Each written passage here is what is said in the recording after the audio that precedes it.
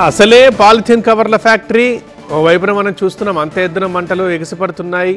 మరోవైపు జీడిమెట్ల ఘటనలో సహాయక చర్యల్లో జాప్యం కనిపించింది. విద్యుత్ అధికారుల నిర్లక్ష్యమే దీనికి కారణమంటూ ఆరోపణలు వస్తున్నాయి. అగ్ని ప్రమాదం జరిగిన టైంలో విద్యుత్ వైర్లను కట్ చేయాలని సూచించింది ఫైర్ సిబ్బంది. పవర్ కట్ చేయకుండా ఆలస్యం చేశారంటూ సిబ్బంది ఆగ్రహం వ్యక్తం చేస్తోంది. ఇద్దరు ఫైర్ సిబ్బందికి షాక్ తగలడంతో అప్పటికప్పుడు విద్యుత్ని నిలిపివేశారంటూ ఆరోపిస్తున్నారు ఫైర్ సిబ్బంది. విద్యుత్ సిబ్బంది నిర్లక్ష్యంతోనే మంటలు భారీగా పెరిగాయంటున్నారు ఫైర్ టీం. మంటలు ఆర్పే క్రమంలో భవనం పక్కనే ఉన్న విద్యుత్ హైటెన్షన్ తీగలకు నీరు తగలడంతో అధికారులకు స్వల్పంగా విద్యుదాఘాతం తగిలింది. వెంటనే అప్రమత్తమై భవనం నుంచి బయటకు వచ్చేశారు.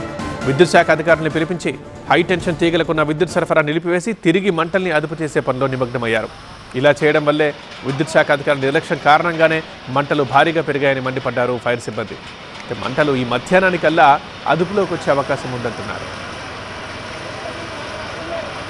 వాటికి ఎఫెక్ట్గా ఉండడానికి చుట్టుపక్కల వాళ్ళ ముందు ఖాళీ చేయించాం. ఆ ఇండస్ట్రీలో ఉన్న వాళ్ళని ఖాళీ చేసి అక్కడ ఎలాంటి ఎక్స్టెండ్ కాకుండా ప్రయత్నం చేస్తున్నాం. దీంట్లో కూడా ఎలాంటి డ్రమ్స్ ఏవి లేవు కాబట్టి బ్లాస్టింగ్ అయ్యే ఛాన్స్ లేదు. బట్ ప్లాస్టిక్ గ్రాన్యూల్స్ ఉన్నాయి కాబట్టి ఇంకొక 2-3 గంటలు మండే అవకాశం అవుతుంది.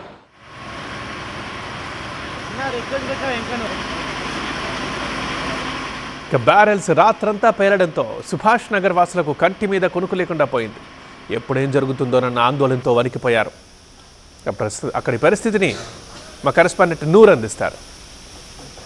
నిన్న మధ్యాహ్నం సుమారు 12 గంటల ప్రాంతంలో మొదలైన ఈ అగ్గి ప్రమాదం ఇప్పటికీ కొనసాగుతుంది. రాత్రంతా అధికారులు హైదరాబాద్, సైబరాబాద్, రాచకొండలో అనేక ప్రాంతాల నుంచి ఫైర్ ఇంజన్లు తెప్పించి వాటర్ కొడుతున్నారు. మరోవైపు ప్రైవేట్ వాటర్ ట్యాంకర్ల ద్వారా కూడా ఈ మంటలు ఆర్పే ప్రయత్నాలు అయితే చేస్తున్నారు. ఎక్కడ మంటలు తగ్గట్లేదు, చాలా వేగంగా మంటలు అయితే విస్తరిస్తున్న పరిస్థితి.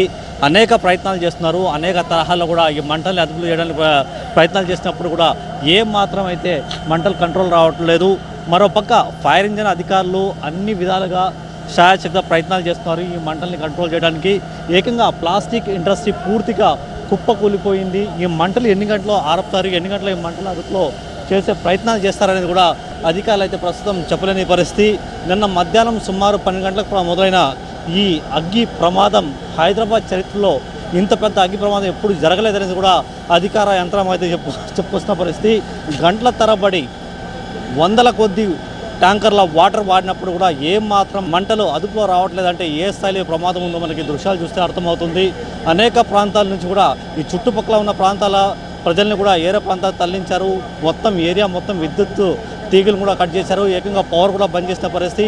ఎన్ని కోట్ల రూపాయల ఆస్తి నష్టం జరిగిందని కూడా ప్రస్తుతం అయితే అధికారులు అయితే అంచనాలు వేయలేకపోతున్నారు. కానీ ఈ మంటలు ఫస్ట్ టార్గెట్ మాత్రం ఈ మంటల్ని టోటల్గా మేము అదుపులో చేయడానికి ప్రయత్నిస్తున్నాం తప్ప ఇక్కడ ఎంత ఆస్తి ఉంది, ఏం జరిగిందని కూడా ప్రస్తుతానికైతే అధికారులు చెప్పలేని పరిస్థితి. కెమెరామెన్ వెంకట స్వామితో నూర్ మొహమ్మద్, టీవీ9 హైదరాబాద్.